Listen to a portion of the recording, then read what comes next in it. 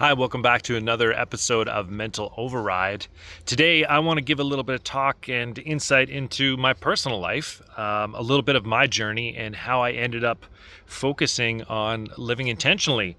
In the short today, I mentioned, are you buying things you don't need to impress people you don't know? With money you don't have, with time you'll never get back? I know I sure was.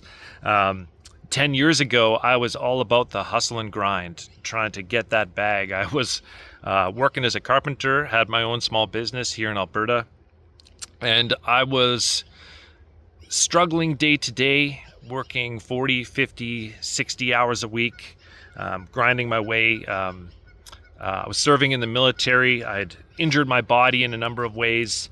I was working on weekends, burning myself out, and realized that sometimes life happens to you. And what happened to me is I had a health scare and a health change. And what I really want to talk about today is what happens when you are intentional as you can be with your life. We set our intentions, we overcome fear, but then life happens to you. Now, did you fail? Are you a loser? Are you not good enough? No, that's not the case at all. You see, failure is only when we do things that we know are wrong.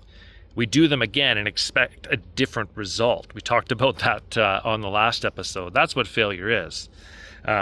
Failure is also the ability to not learn the lesson you could be learning. So what I want to get into is a little bit of attitude, acceptance, and how to define your life, because your life is the result of your decisions, not necessarily conditions, because what you struggle with the most may be your greatest lesson.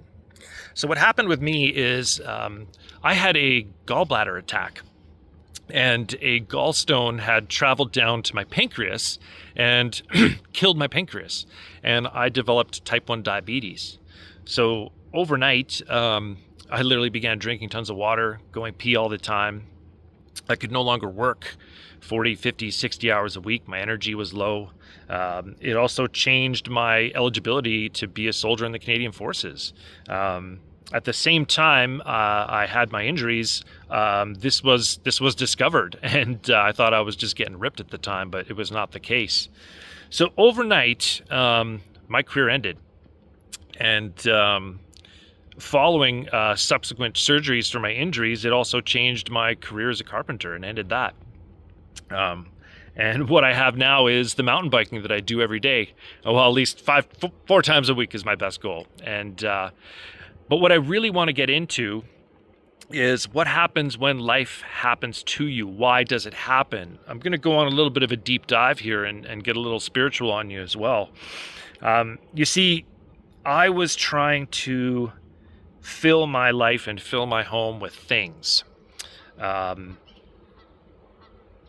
lesson in minimalism is to love people and use things, because the other way doesn't work. And I thought I loved things. I had a set of 22-inch rims on my Jeep Grand Cherokee, trying to look the part, trying to look rich instead of be rich. And the diabetes had slowed me down. It caused me to stop and have some awareness of what I was doing with my time, what I was doing with my life, because I had to change the pace of everything. Life was teaching me a huge lesson. It was, Adam, you can no longer keep grinding like this. At that same time, my first son was born, and I realized that my goals and aspirations were not in line with my life's purpose.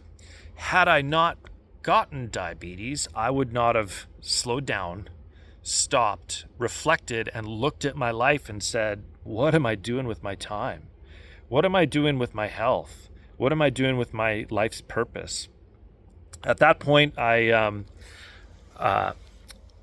stopped and reassessed my life. I had a number of different mentors and coaches throughout the last 10 years, and I had a life coach that I had hired at that time, and who eventually became a friend and worked with me. And I started to reflect on my life.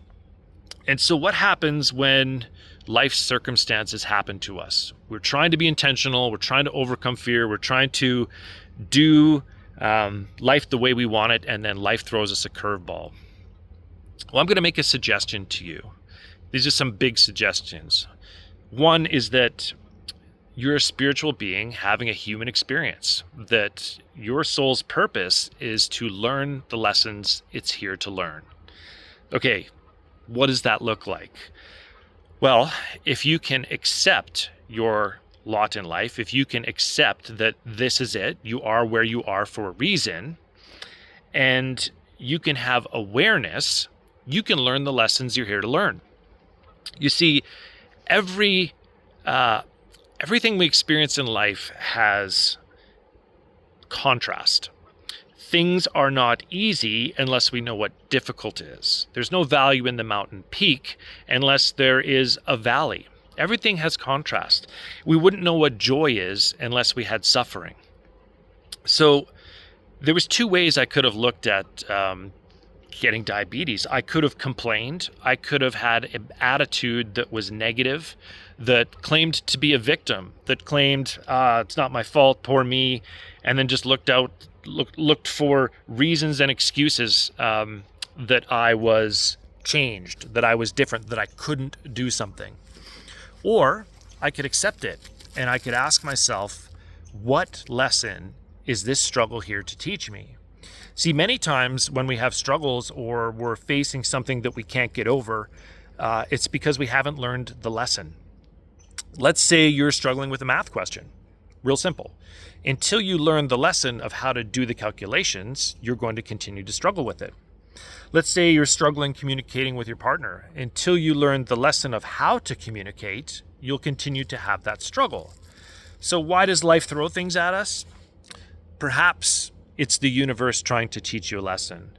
Perhaps it's the reason your soul is here, to learn a particular lesson, to become a particular person. You see, there is no one in the world like you. There is no one in the world having the struggles and experiences that you are having.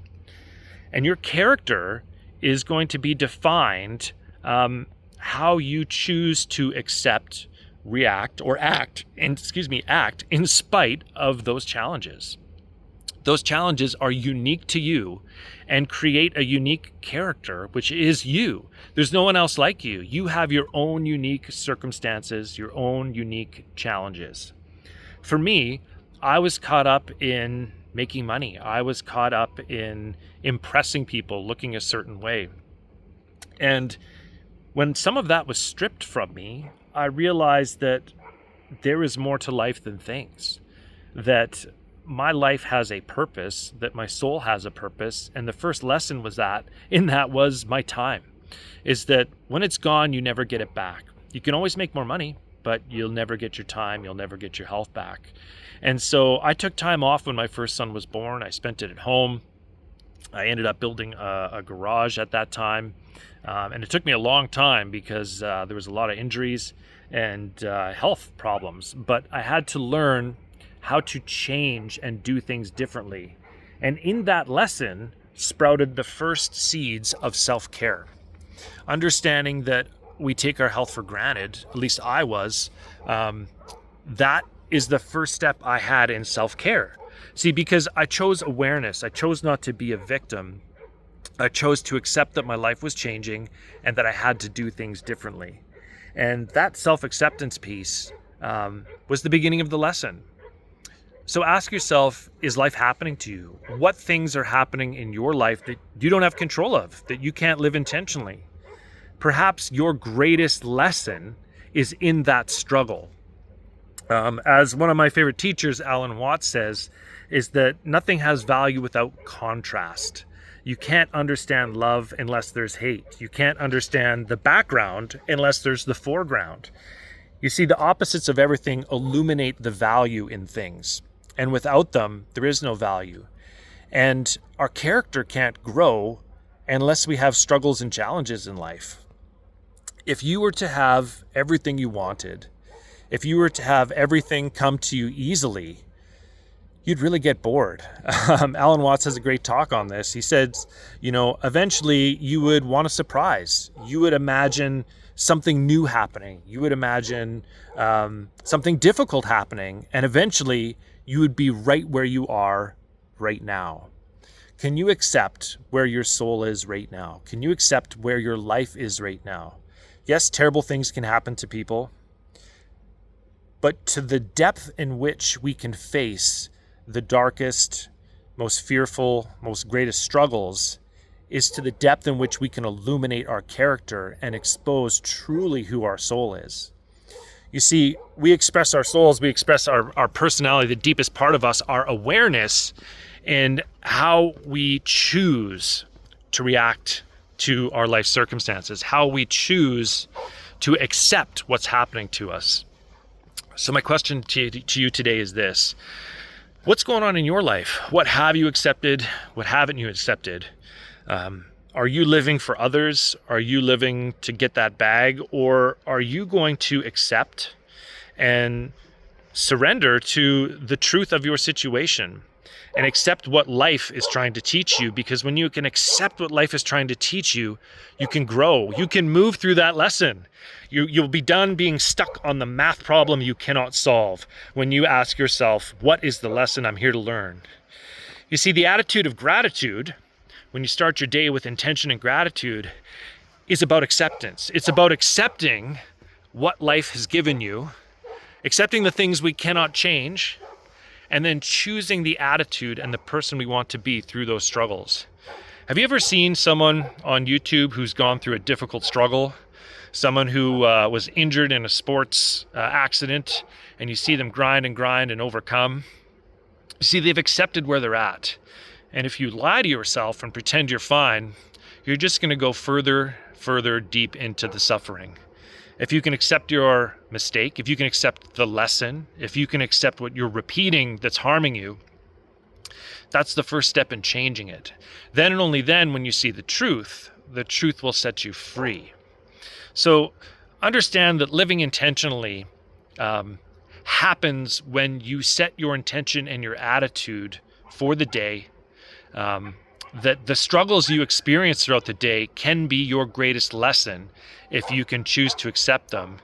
And that just like you, I'm a human and I made these mistakes to the nth degree, man. Having a Jeep Grand Cherokee with a big stereo and 22-inch rims and trying to look the part, always trying to have the fashionable things and never really sitting down and asking what my values are.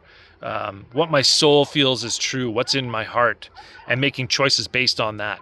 So thanks for listening today. Stay tuned for more. We'll go deeper into mental override.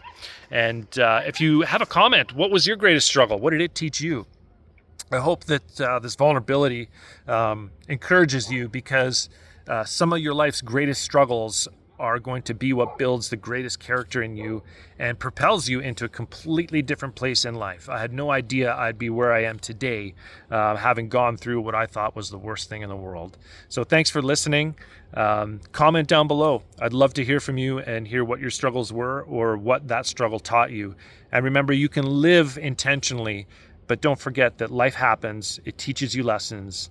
Accept that lesson and you'll grow from it rather than crumble.